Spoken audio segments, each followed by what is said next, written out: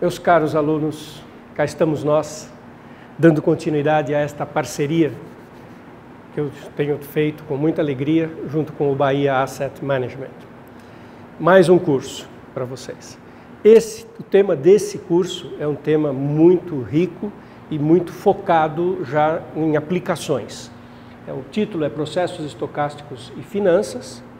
Então nós vamos discutir muitos temas voltados para esse grande mundo das teorias de probabilidade, que é o conceito que está por trás dos processos estocásticos. Vamos falar de passeios aleatórios, de variáveis aleatórias e como que essas técnicas, esses conceitos, refletem a interpretação de fenômenos que estão ligados ao mundo das finanças. Vai ser um curso muito rico e nós vamos seguir o nosso modelo de trabalho. Essa primeira aula é uma aula sobre o conceito de probabilidades. O conceito de probabilidade é um conceito muito divertido.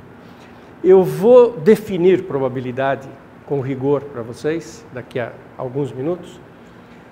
E a definição rigorosa de probabilidade, ela é muito estranha, ela é muito pouco natural. E eu vou tentar explicar para vocês por que a gente precisa chegar àquele nível de complexidade, aquele nível de sofisticação, que a estratégia rigorosa é aquela e não pode ser de uma forma mais simples. Ok? Então vamos lá. A coisa mais simples, ensino médio, lá no começo, as primeiras vezes que se ouve falar de probabilidade, às vezes até no ensino fundamental, o trabalho se faz com espaços amostrais finitos e equiprováveis. E aí define-se probabilidade de um certo evento de uma maneira muito natural. Você tem o espaço amostral que é finito, você conta quantos elementos tem no espaço amostral, a técnica básica que a gente chama de contagem, é um procedimento que é chamado, né, a medida é feita por contagem, e você pega o evento. Então, se você lança 2 dados, o espaço amostral tem 36 elementos, e você olha para um certo evento, a soma dos dados é 8, a soma das duas faces é 8. Isso define um evento, você conta quantos elementos tem o evento, e quantos elementos tem o espaço amostral, faz o quociente, e isso é probabilidade. Isso é usado como uma definição geral de probabilidade. Mas ela tem um erro conceitual. É um erro que se chama circularidade. Ela não define nada, na verdade. Sabe aqueles dicionários que você procura uma palavra, ele não explica direito o que é a palavra, mas ele dá um sinônimo? Para explicar a palavra A, ele usa a palavra B. Aí você procura a palavra B, ele também não explica direito, ele usa a palavra A, e aí você fica numa situação circular. É exatamente o que acontece aqui. Olha que bonitinho. Para falar essa definição de probabilidade, eu só posso usá-la, né, a técnica de contagem, nos espaços amostrais equiprováveis. Mas o que é um espaço amostral equiprovável? É aquele em que cada elemento individual tem mesma probabilidade. Ah, mas eu ainda não falei o que é probabilidade.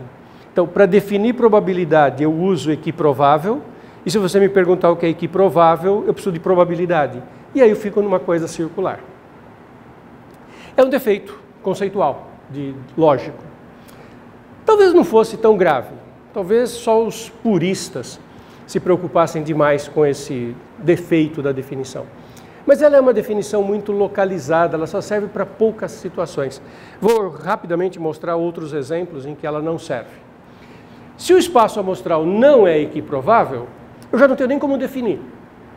Se vocês pensarem, como é que foram os exemplos que vocês já tiveram em mãos em que o espaço amostral não era equiprovável? Um exemplo bem simples. Imagine o lançamento de um dado, né? Então os resultados vão de 1 a 6, mas esse dado foi alterado para privilegiar o 6. Então, ao invés da probabilidade do 6 ser 1/6, que seria o caso equiprovável, ela é 1/3, exatamente o dobro. E os outros números, de 1 a 5, têm mesmo a probabilidade, e aí a probabilidade é 2/15. Esse valor faz com que a soma total dê 1. Né? Se o 6 tem 1/3, os outros agrupam 2/3 e dividido por 5, vira 2/15. Então você define nos átomos, nos números isolados, e aí você estende para os demais conjuntos por reunião. Então, num caso como esse, eu digo que as probabilidades dos pontos isolados são essas, e daí eu faço probabilidade do conjunto 1, 3, 6, é a soma das probabilidades do 1, do 3 e do 6. Eu faço por reunião, como se eu estivesse reunindo esses eventos, e aí o 1 é 2 quinzeavos, o 3 é 2 quinzeavos, e o 6, que é o privilegiado, é 1/3, e eu faço como se eu estivesse reunindo os conjuntos formados pelos 3 átomos e somo as probabilidades. Também funciona, assim como aquilo funciona nos equiprováveis. Mas também tem um defeito. Eu não defini o que é probabilidade.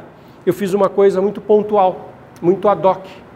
Eu disse, neste caso, a probabilidade dos eventos se calcula assim. E eu não conceituei o que é probabilidade. Estão percebendo como esse conceito escapa das mãos? Ele fica como água escorrendo no meio dos dedos. Quer ver outro exemplo? Vamos para os espaços infinitos. Eu acho que se eu falar, olha, meu espaço amostral vai ser o conjunto dos números inteiros. Tá? Positivos e negativos. -4, -3, -2, -1, 0, 1, 2, 3. Acho que se eu perguntar qual é a probabilidade de eu escolher um número ao acaso e ele ser par, acho que todo mundo espera que a resposta seja meio. Muito natural. Imagina que você vai fazer uma simulação de um processo qualquer. Nas próximas aulas eu vou falar de passeios aleatórios. Vai aparecer exemplos exatamente desse tipo, em que para cada número inteiro eu quero escolher ou um ou outro. Então, imagine que você está fazendo uma simulação e você quer saber se um número é par. Você escolheu um número ao acaso, qual a probabilidade dele ser par? É razoável que seja meio. Mas como é que eu chego nesse meio? O que é a probabilidade? Como o espaço dos inteiros é infinito, eu não posso fazer número de elementos, número dos pares, dividido pelo número de elementos dos inteiros. Isso é infinito, isso é infinito. Vocês se lembram das aulas de cálculo, de matemática? Infinito sobre infinito é uma indeterminação. Então, eu não tenho a definição de probabilidade não se aplicou. Então, eu também não sei o que é probabilidade. Continuo sem saber. Eu não posso fazer isso porque dá infinito sobre infinito. Sabe como é que se resolve esse caso? Isso tem a ver com a definição formal de probabilidade que eu vou dar daqui a pouquinho. Sabe como é que a gente resolve esse caso? A gente faz o seguinte. A gente fala, bom, no mundo real, a gente não trabalha com infinitos números. Se você vai fazer um processo, você vai fazer uma simulação, você está usando um computador para gerar números aleatórios, uma calculadora, e você tem um intervalo, uma janela de números em que é possível fazer essa conta, que seria, entre aspas, qual é o maior número que cabe no seu computador, na sua calculadora. Na verdade, eles trabalham, as máquinas trabalham com intervalo. E para efeitos práticos, nós não vamos trabalhar com um número maior do que não sei quanto. Então, como é que se contorna essa situação? Na verdade, ao invés de se trabalhar com Z, a gente trabalha com um intervalo finito, começando num certo número natural, menos n, e depois vai indo, passa pelo 0, passa pelo 1, vai até o n. Ou seja, a gente pega uma janela finita de naturais, grande o suficiente para dar conta da nossa simulação, e usa contagem. Trata como se fosse um conjunto finito e usa contagem. Vocês estão vendo que cada caso tem os seus problemas, né? Existem outras situações, também com espaços infinitos, em que eu também não tenho como definir probabilidade. Existe um experimento clássico e muito elegante que vocês podem executar, fazer um programinha muito simples para executar. Pensa no quadrado de lado 1,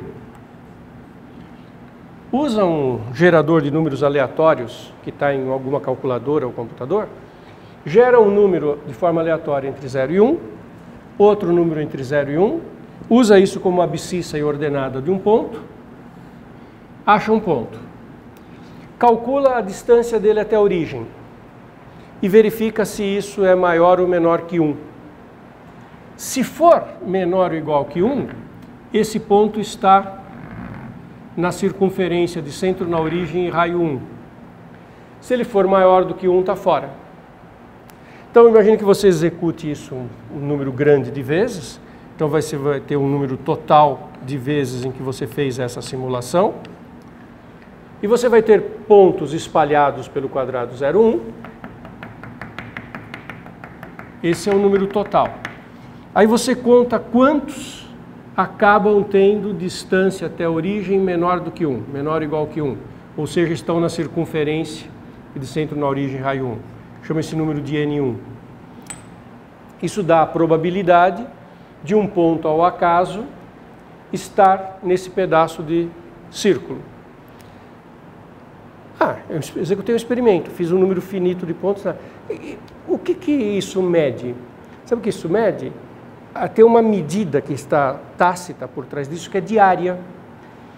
Essa probabilidade do número, do ponto escolhido estar no quadrado, dividido pelo total, expressa a relação entre as áreas dessas duas figuras. A área do quadrado é 1, porque é um quadrado de lado 1. A área do círculo de raio 1, como a área do círculo é πr2, a área do círculo de raio 1 é π. Como eu estou com 1/4 de círculo, isso é π sobre 4. Então, isso é um experimento clássico, dá para calcular π fazendo isso. E esse 1 desaparece, né? Então π é 4 vezes esse quociente aqui. Aí executa-se um monte de vezes que a gente vai obtendo um número que é 1/4 de π. E como é que eu estou medindo aqui? Não estou fazendo contagem, não estou definindo nos átomos e estendendo. Não estou fazendo pegar um segmento finito. Eu estou usando uma outra medida. Estou usando área. Então, observem só, conforme eu vou mudando o meu contexto, eu vou mudando a maneira, vou mudando a métrica que eu estou usando para quantificar os conjuntos e fazer as comparações. Se eu estivesse falando numa reta, e eu falasse assim, escolhido ao acaso um número entre 0 e 10, qual a probabilidade dele estar entre 0 e 3? Eu acho que todos esperam a resposta 3/10, porque entre 0 e 10, que é um certo intervalo, eu estou perguntando a probabilidade de estar entre 0 e 3. E aí eu estou usando comprimento, entre 0 e 3, entre 0 e 10. Então, esse é um exemplo que eu uso comprimento. Aqui eu uso área, aqui eu uso contagem. Primeiro restringo para um pedaço finito e uso contagem. Então, cada caso está aparecendo uma coisa. Como é que o matemático age quando ele se vê diante disso e ele quer tornar isso rigoroso? Sabe qual que é o procedimento básico? Primeiro, entender que eu estou fazendo medidas de diferentes formas.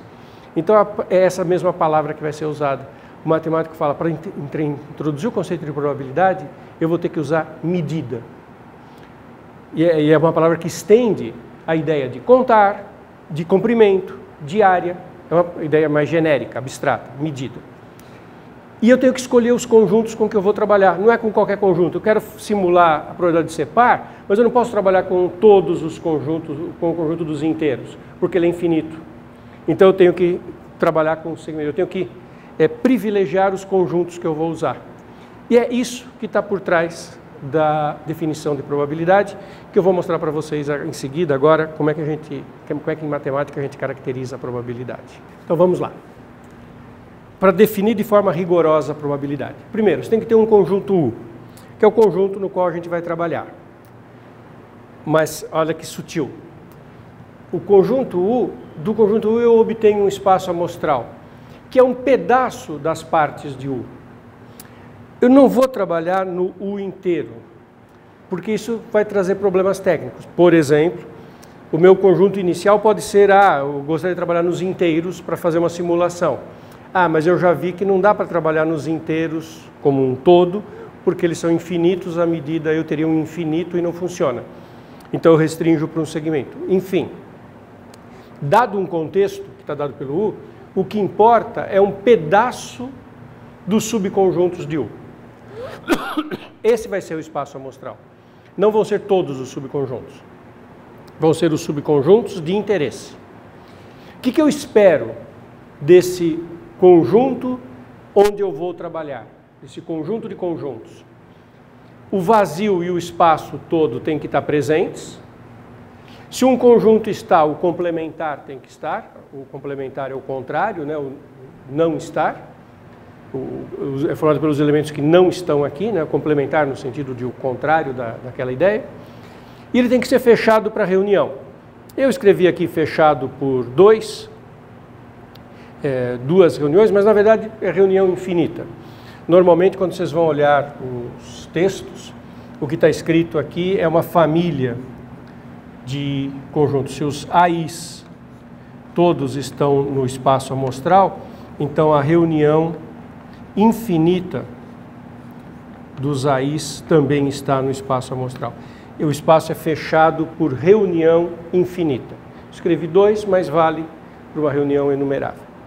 Então, o ambiente para o qual nós vamos fazer teoria de probabilidades de forma abstrata tem que ser isso. Olha que saída que eu dei para todos aqueles exemplos que eu falei agora de pouco, em que faltava rigor para definir probabilidade.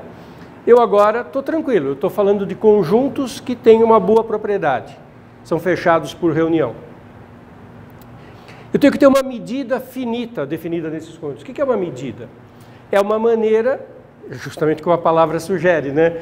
É uma maneira de quantificar aquele conjunto.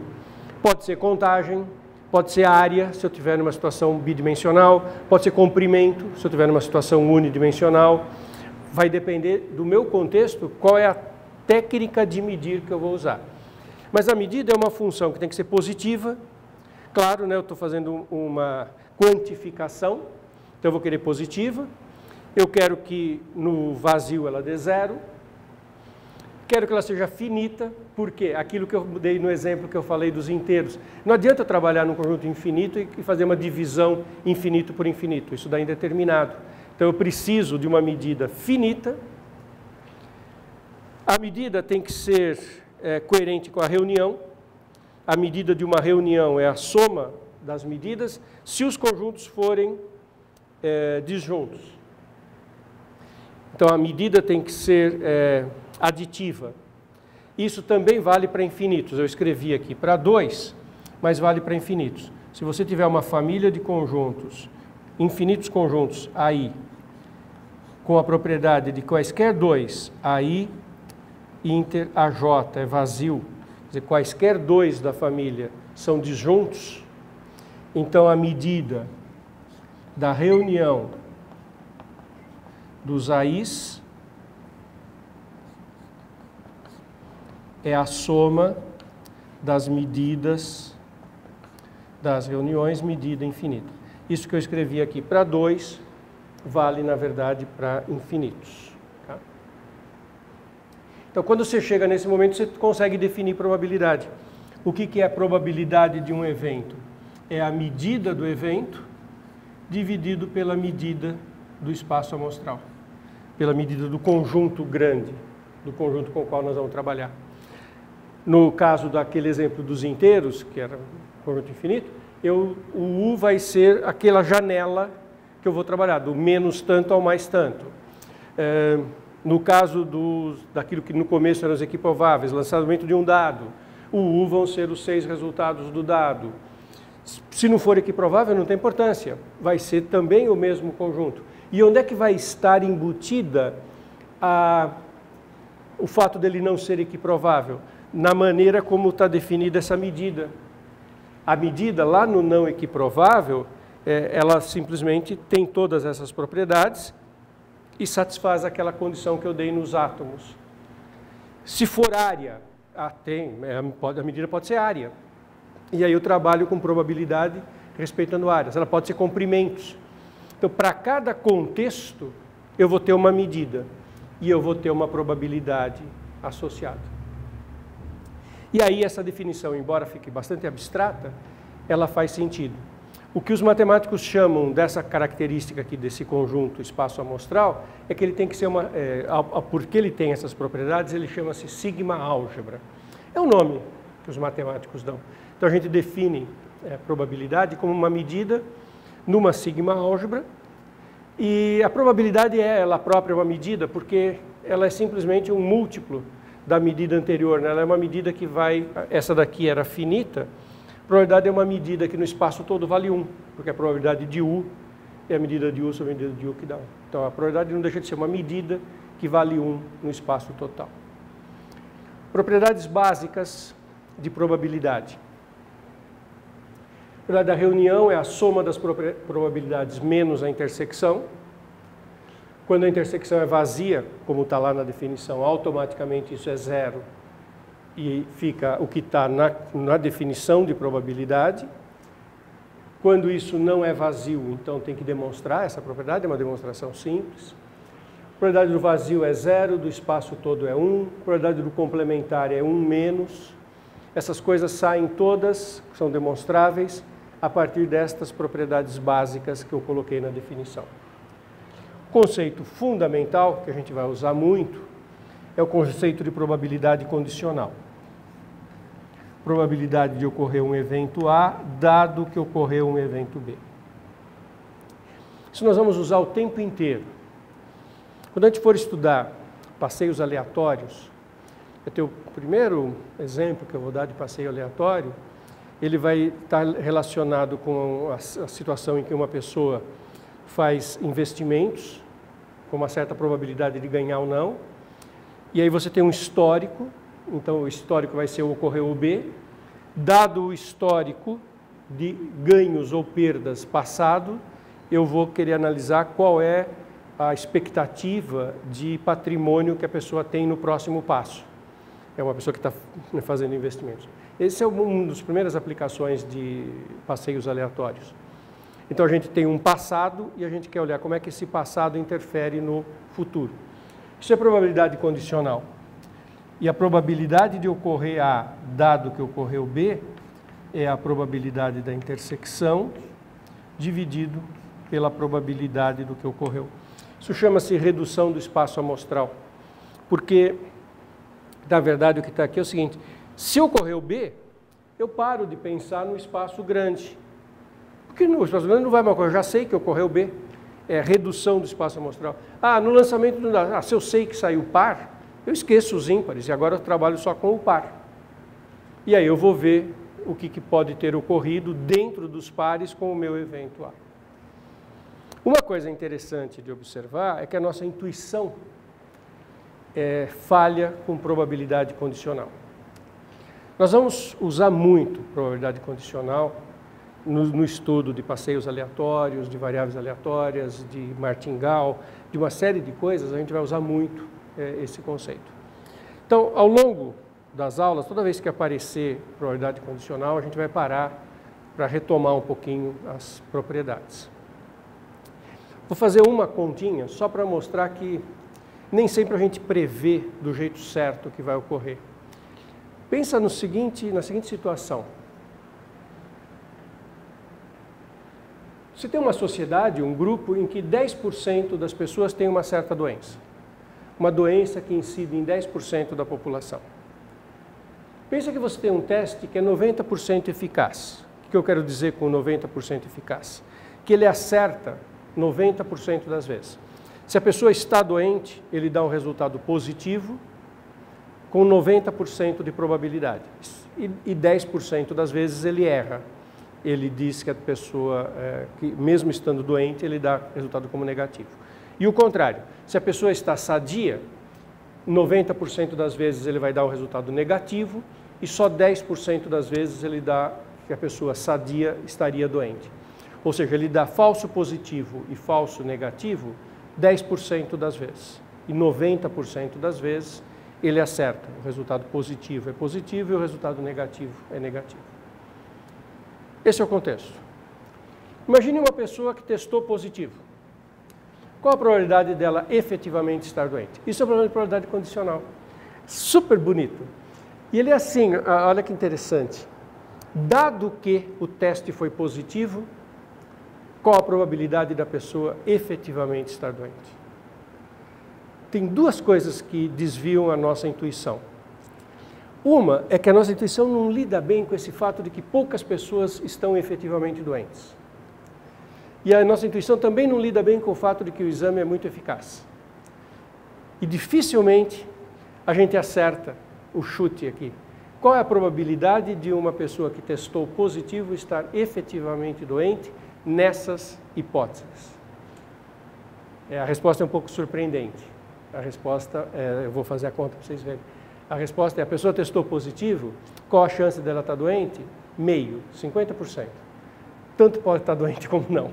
O teste positivo, neste caso, não indica nada. Ela pode estar doente ou não com a mesma probabilidade. É um pouco surpreendente isso. E sabe por quê? Olha que bonitinho. A pessoa pode estar doente ou estar sadia. Como a doença incide em 10% das pessoas, a probabilidade dela estar doente é 0,1, dela estar sadia é 0,9. Aí ela faz o teste. O teste erra só 10% das vezes. Se ela está doente, com 0,9 de probabilidade, o teste vai dar positivo. E com 0,1 o teste vai errar, pessoa doente, e ele vai dizer negativo. Pessoa sadia, faz o teste. Se ela está sadia, o teste vai acertar 90% das vezes, com 0,9 ele vai dizer que ela está sadia, negativo. E só 0,1 ele vai dar um falso positivo, vai dizer que a pessoa sadia está doente.